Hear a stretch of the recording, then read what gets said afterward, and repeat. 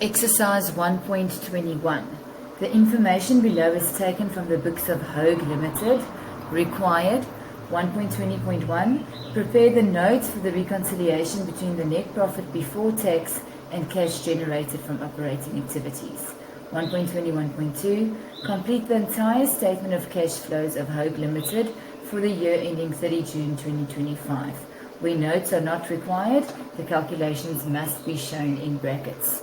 Information 1, they give us statements of financial position on 30 June 2024 and 30 June 2025.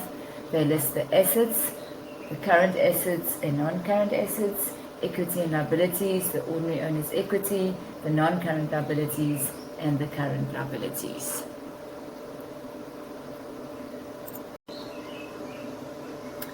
Then number 2, notes to the statement of financial position or balance sheet. The 2.1 fixed assets is given, 2.2 trade and other receivables, and 2.3 trade and other payables. Additional information, number 3.1. Ordinary share capital, 1 July 2024, 80,000 shares were ready in issue at R8.60 per share. 1 January 2025, 15,000 additional shares are issued at R9.20 per share. And 30 May 2025, 10,000 shares are bought back at R8.80 per share. 3.2. The total depreciation for the year amounts to 56,000 Rand. 3.3. During the year, equipment was sold at carrying amount and new equipment was purchased. Details of the equipment that was sold. Cost price, accumulated depreciation on the date of sale, date sold 1 April 2025, selling price to be calculated. 3.4. Income tax for the year amounts to 210,600 Rand. It constitutes 27% of the net income. 3.5. Dividends. An interim dividend of 150 cents per share was declared on 15 January 2025 and paid on 15 March 2025. The final dividend was declared on 30 June 2025. 3.6. The loan statement from ABSA shows the following on 30 June 2021. Balance at the beginning of the year, payments during the year including interest capitalized at an interest rate set by the bank to be calculated, and balance at the end of the financial year. 1.21.1. Prepare the notes for the reconciliation between the net profit before tax and cash generated from operations. So remember, we are always going to start with the net profit before tax. Now our net profit before tax, we go back to adjustment 3.4. It says, income tax for the year amounts to 210,600 Rand. It constitutes 27% of the net income. So we are going to work backwards to get the net income before tax. So we take our income tax amount of 210,600 and we times by 100 and divide by 27 to work backwards. And if we do that calculation, then our net profit before tax is 780,000. Adjustments with regards to, those adjustments will always be depreciation and interest paid. Now the depreciation was given in adjustment 3.2 as 56,000 Rand. So we can just fill that in. For interest paid, there's a calculation we can do in brackets. So remember, we always start with the balance at the beginning of the year. We minus then any payments made during the year, and then we minus the balance at the end of the year. So if we go back to adjustment 3.6, our balance at the beginning of the year is 560,000. We then minus the payments of 187,200, and we minus the balance at the end of the year of 440,000.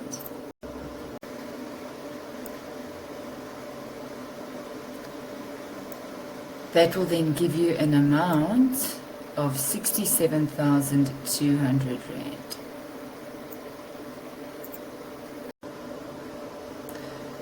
So the two adjustment figures added together is then 123,200 Rand.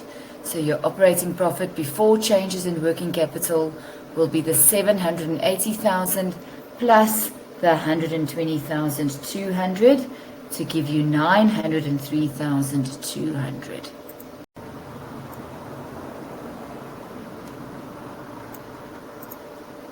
Net changes in working capital, we're going to consider inventory, debtors and creditors. So for inventory, if we go back, you will see there was an increase in inventory.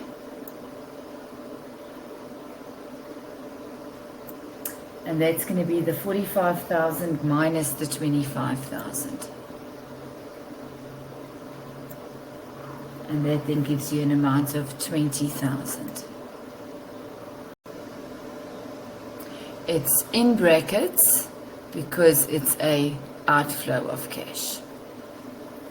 Then for your debtors, remember if we work out the debtors, we must always consider the trade debtors plus the accrued income plus the prepaid expenses for both years. So if we add up the 2025 year and the 2024 year, then we get 78,000 minus 55,000. So in other words, there was an increase in debtors. What is 78,000 minus 55,000? 23,000. And that figure will also be in brackets because it's an outflow of cash. Then we do the same for our creditors. Remember, it's your trade creditors plus your accrued expenses plus your income received in advance for both years. So we are then going to have a decrease in creditors. And if we do the calculation, it's going to be 61,000 minus 60,000. And that gives you 1,000 Rand in brackets. Again, it's in brackets because it's an outflow of cash. So our net change in working capital will be negative 20,000, negative 23,000, negative 1,000 to give you negative 44,000.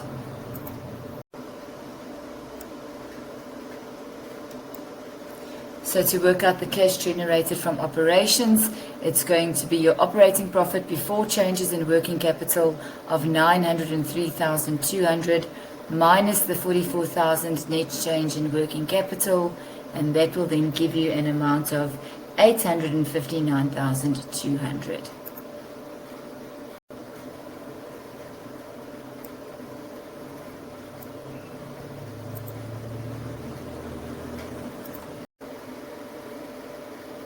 (1.21.2) Complete the entire statement of cash flows for Hope Limited for the year ending 30 June 2025.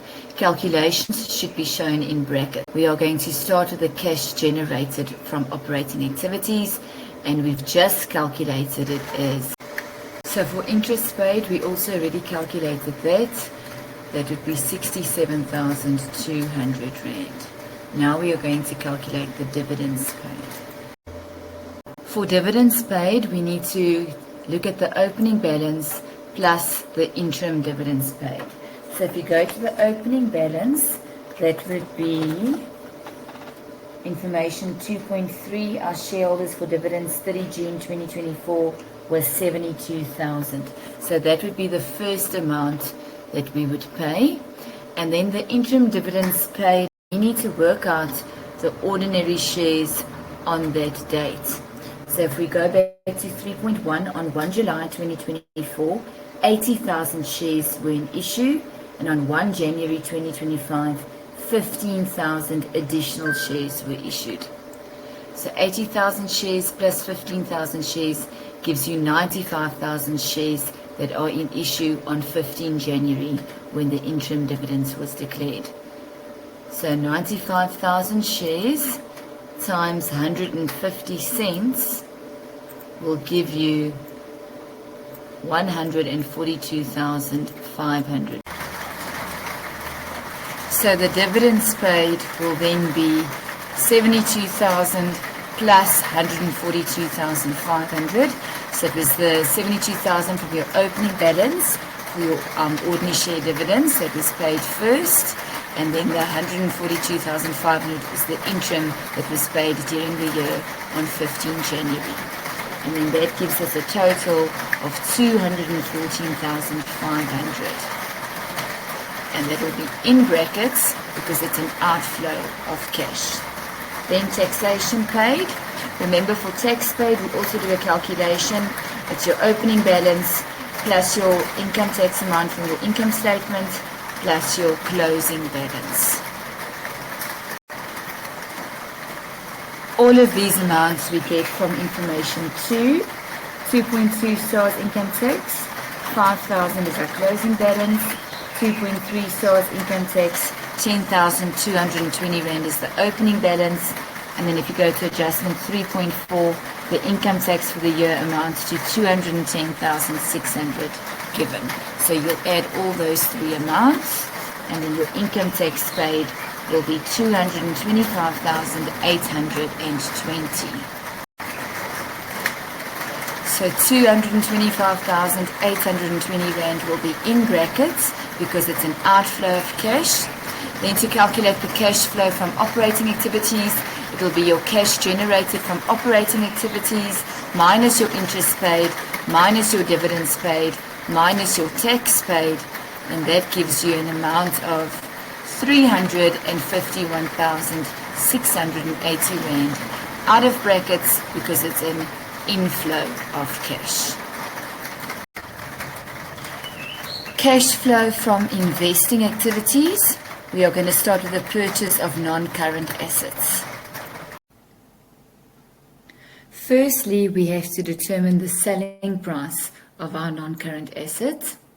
Okay, so we'll take the cost price minus the accumulated depreciation. If you go to adjustment to 3.3, the cost price was 133,000 minus the accumulated depreciation on date of sale of 102,000, and that then gives you 31,000 Rand.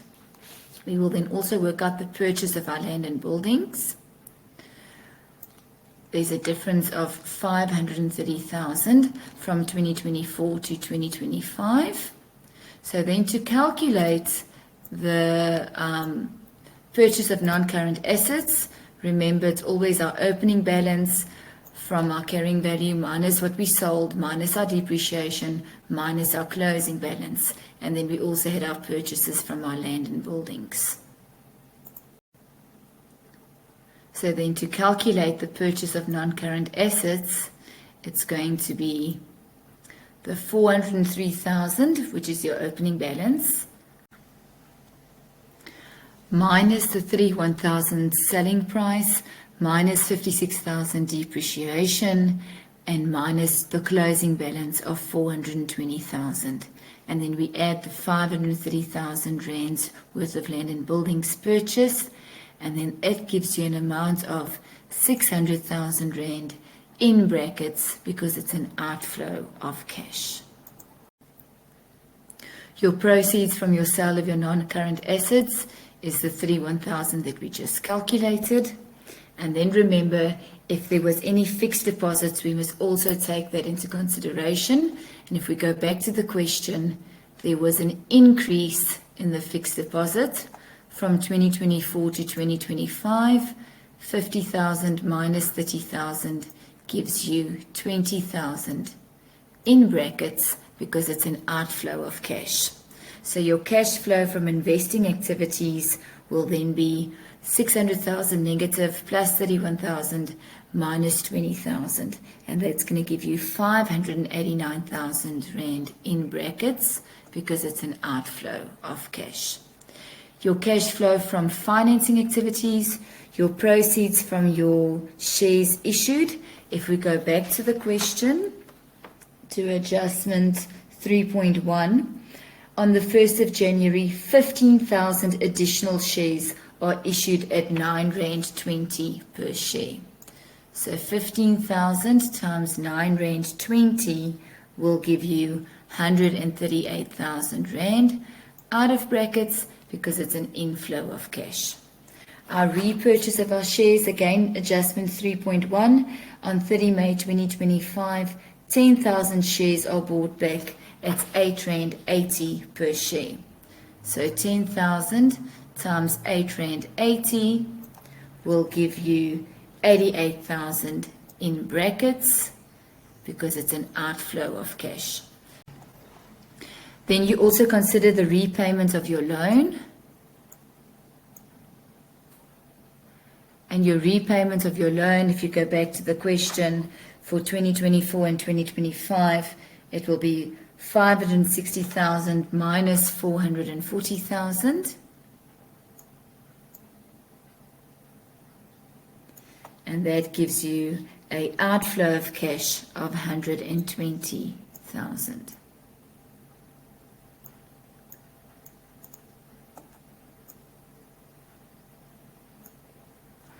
So then your cash flow from financing activities will then be 138,000 minus 88,000 minus 120,000 to give you 70,000.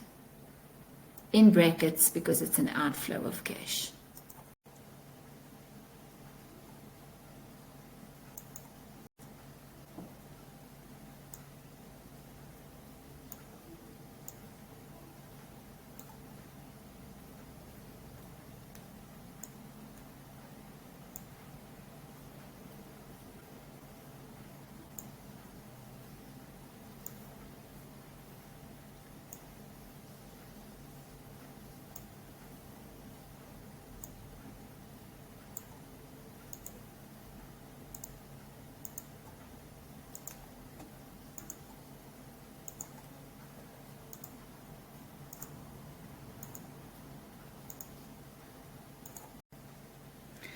So the net change in cash and cash equivalents will be your cash flow from operating activities minus your cash flow from investing activities and minus the cash flow from your financing activities.